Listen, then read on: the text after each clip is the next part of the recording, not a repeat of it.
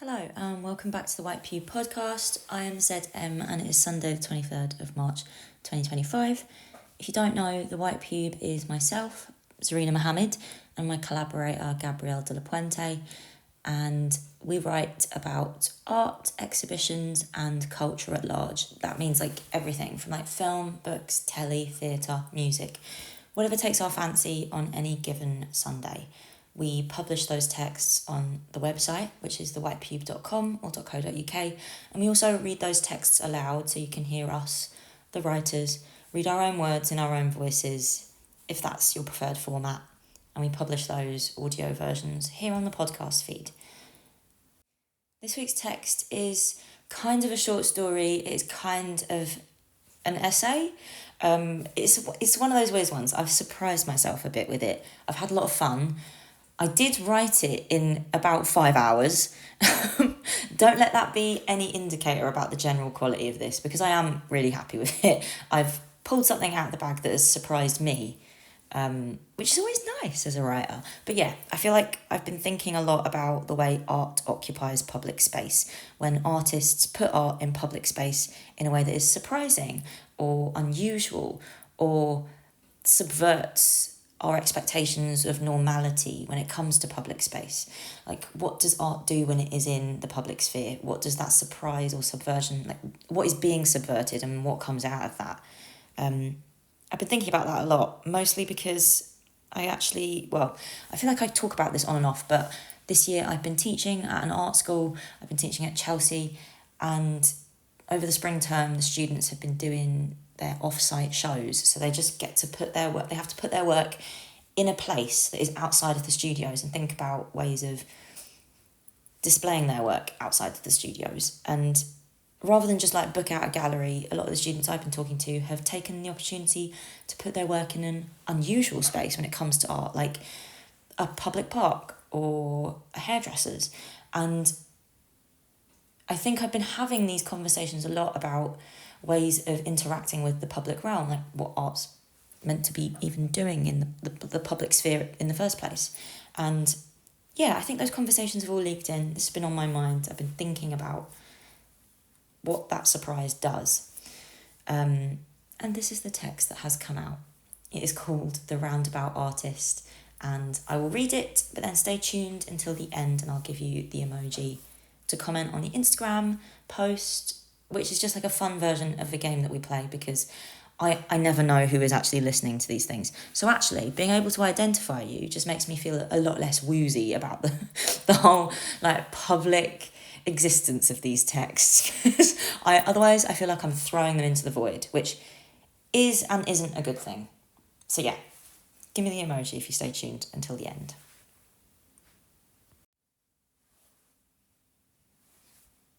That roundabout had always been a bit of a sore thumb.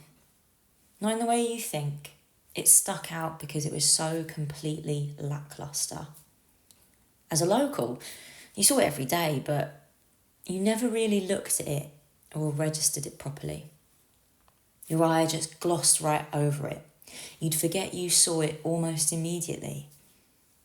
It would slip into an invisible space in your peripheral vision. You'd manoeuvre around it on autopilot. When you were walking past, driving, on the bus, you only ever glanced at that little hump of land down by the junction of Victoria Street and Greenford Avenue. You wouldn't make direct, purposeful eye contact. There's a petrol station, a mini Tesco, a post office with the in-post lockers, bike racks. You notice those, for sure, but not the actual roundabout itself. It was a kind of wasteland, an empty space. A shame, honestly. This is a major capital city, remember? In this squalid urban environment, a roundabout has the potential to be an interesting thing. All it takes is a little something. It was the 1st of April, April Fool's. I was on my way to the petrol station to pick up a newspaper. I'm old school, aren't I? I still get them in. Can't beat hard copy news, but I spotted it out of the corner of my eye. I've lived around here for 20 years, but it must have been the first time I looked at that roundabout directly and specifically. The first time I noticed something different about it. It's a perfect circle, a green blob with two spindly-looking pine trees, a bramble-type looking bush, and it was the middle of spring, wasn't it? So the flower beds were full of bright yellow daffodils. All normal, but then slap bang in the middle of the roundabout, there was a B&Q wooden garden shed. I remember thinking to myself, that's unusual. That wasn't there before. It stuck out. Now, I'm a nosy person, can't help it, it's just the way I am. When I went into the mini Tesco to get my paper, I asked the lad on the till about it. He said it was there when he got in for his shift this morning. It wasn't there last night. The woman scanning her shopping at the self-checkout overheard. She noticed it too. We mumbled and shrugged because it was a mystery. I came back the next morning and everyone was still none the wiser. I asked Carol at the post office. Not a clue. The local area was entirely mystified. The third morning, I got my newspaper from Ranji at the petrol station. He said he thought he saw someone inside the shed. That set alarm bells ringing for me. I went into the mini Tesco, told them what was going on. I went into the post office and told Carol there too. They all came out to have a look with me. And sure enough, clear as day, we could see it from all the way over the road.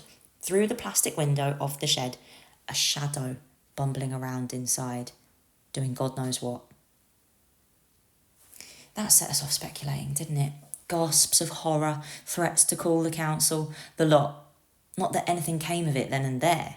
But, like I said, I am the nosiest person within the sounds of the Bow Bells. I thought about that figure in the shed all the way back home. I sat in my armchair, cracked open my paper, barely made it past the breaking news until I was forced to admit I wasn't taking in a word. I was too busy thinking about the shed, the person inside. Who were they? What were they up to? Why were they there? Why were they here? How were they here? You can't just set up shop on a roundabout. It's not on. They could be conducting all sorts of untoward business right under our noses. Now, I'm a community-minded man. I was in the military. It was a lifetime ago, but it never leaves you. I still know how to handle myself in a situation. I took myself back down the road to the roundabout to investigate and find out what was what. From outside the mini Tesco, I contemplated the roundabout and the shed. I saw the figure moving inside, the figure looking back at me. I looked to my right, watching for a gap in the traffic. The cars whip round that thing so fast. The corners are basically blind, and don't even get me started on the motorbikes. There's no crossing. That never struck me as odd in any way. Why would you need a crossing to get to a roundabout? Across a roundabout, sure enough, slap a zebra crossing over it, but to the roundabout? That'd only be useful if you thought of the roundabout as a place to be. And it wasn't. It was invisible space, proper liminal. I had to dash across. Nearly got knocked over by a Vauxhall Astra. My knees aren't what they used to be. But once I was across to the other side, on the roundabout, it was like the world went upside down. Up close and on it, the roundabout was massive, a huge expanse. The trees cast some shade, the bushes muffled the sound of the traffic. You could smell the daffodils. I could hear birds. I swear, the sky was bluer. It was an island set apart from the rest of the area, this semi-suburban concrete sprawl. I didn't even get a chance to knock on the door of the shed. He was so glad to see me, wide-eyed and beaming. He greeted me with a hug, offered me a cup of tea. He spirited up 2 camping chairs for us to sit down al fresco. How disarming. I was bamboozled. I had so many questions. How was he powering a kettle on a roundabout? Where was the untoward business I suspected he was conducting? He looked normal. He was just a normal guy, living in a shed on a roundabout, offering random strangers cups of tea. Up close, the world was different. Everything was upside down from inside the roundabout. He said his name was John and he was an artist. He specialised in roundabout art. I didn't know one could specialise in such a thing. He said, roundabouts are a very British thing. They are functional. First and foremost, they are there to direct traffic safely. And when town planners looked into accident statistics across cities, they found that roundabouts that present a visual obstacle are generally safer. Without something there, drivers are more likely to take a turning like it's a normal intersection. If you can see right across, you can drive right across. The visual obstacle throws you off, makes you less complacent. You're more likely to take the time to stop and look, consider, and judge the flow of traffic correctly. In Denmark, most of the roundabouts are elevated islands, or they have hedges and trees. But a visual obstacle also offers up an opportunity. There is always the potential for beauty in the everyday, form as well as function. Enter the Roundabout Artist. I guess local councils want to spend their cultural budget in a way that is relatively permanent and very visible.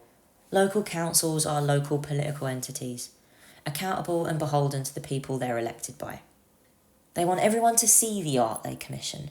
They also want to tick a box that says they've tried to improve public spaces, contributed to public beautification. They want their local area to feel unique and visually identifiable or distinct.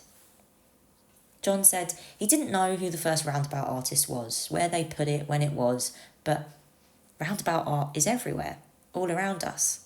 It is monumental. The literal Arc de Triomphe in Paris is notably a piece of very grand roundabout art. It is small and subtle.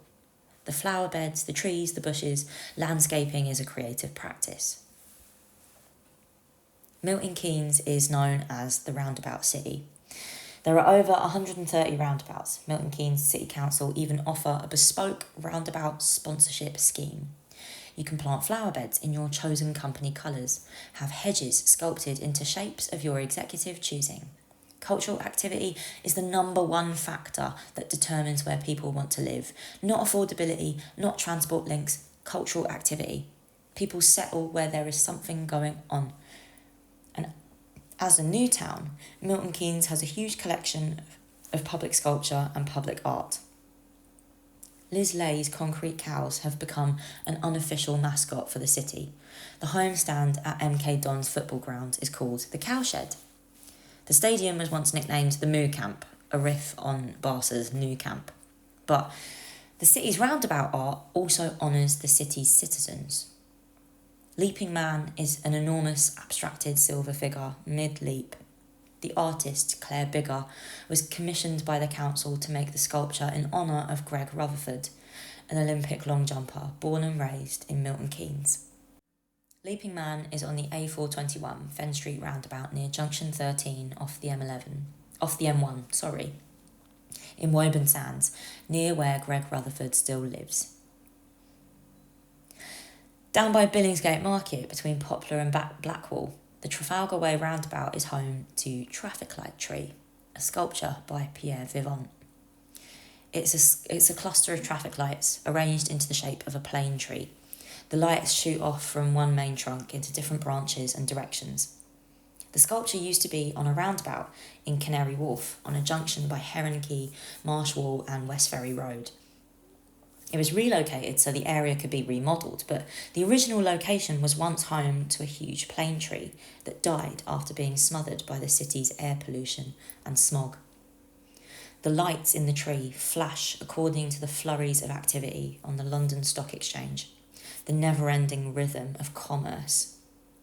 Traffic Light Tree is a bittersweet monument to the deceased real-life tree, the rapid, senseless pace and movement of London's financial district, and the way the city itself spreads, devouring and extinguishing the natural world around it.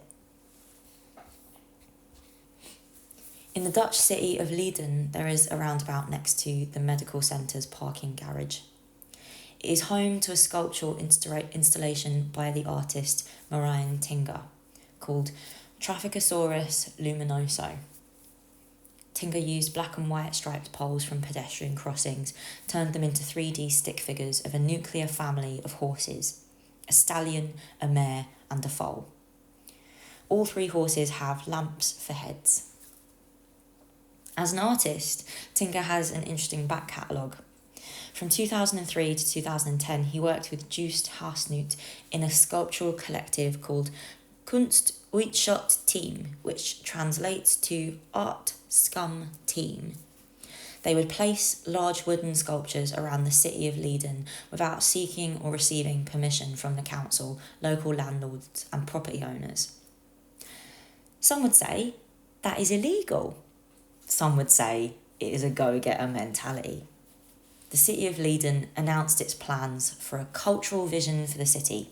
They wanted to encourage experimentation, support artistic entrepreneurship and initiative, and listen to its citizens.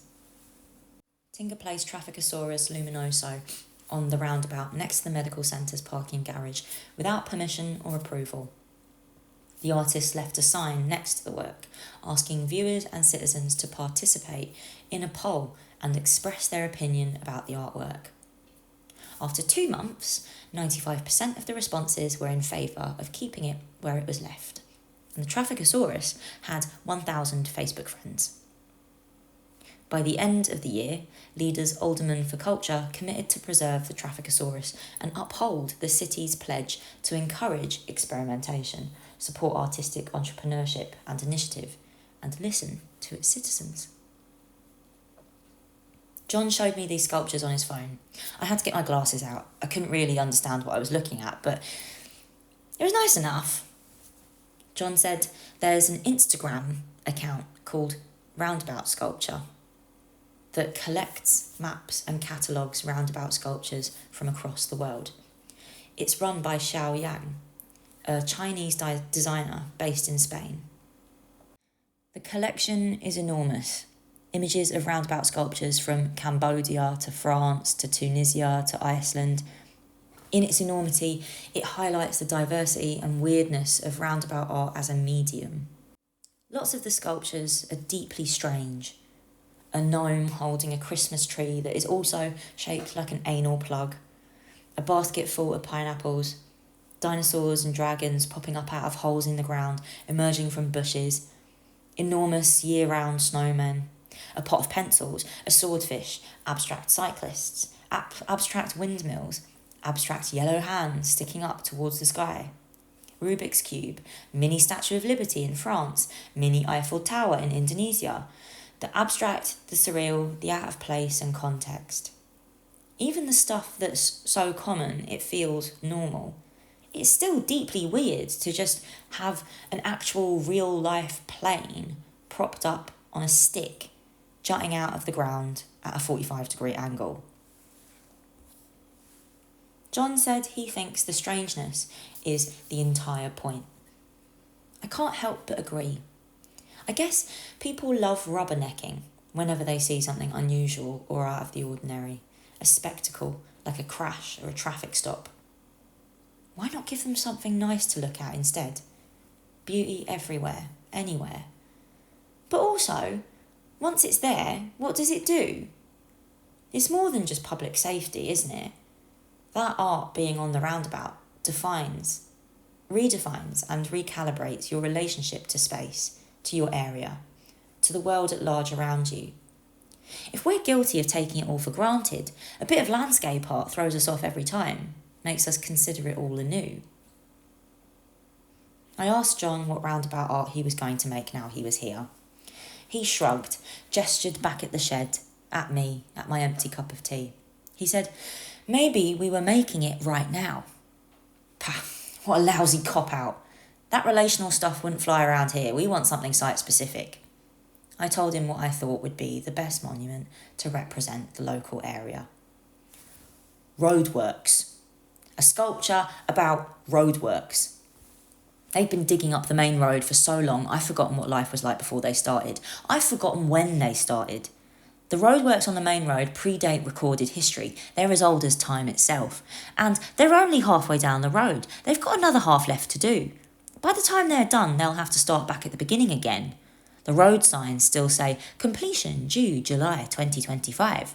Ha ha ha, no chance. What a joke. And every time you drive past, of course, no one's working on it. Empty porter cabins. I have never seen anyone in so much as a high-vis vest surveying the scene. Not a soul, not a clipboard, not a hard hat. Make a monument to that. Do a sculpture about that. John laughed, but I was completely serious. Anyway, that scratched the itch of my curiosity. I thanked John for the cup of tea and made my way back across the road to the mini Tesco, then back up the road to my armchair and the paper.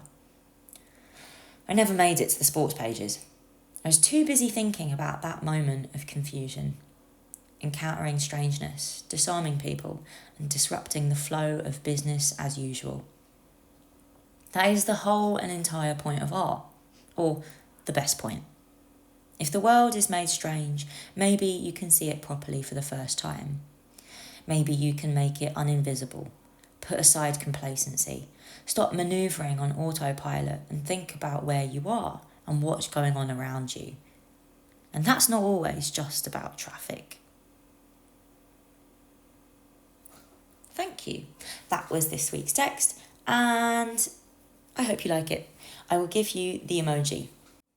Okay, much to my surprise, there is not actually anything close to a roundabout emoji, but there is a desert island emoji. And I think since John's shed on the roundabout feels like a desert island, a little oasis, can I have one of those islands of some description?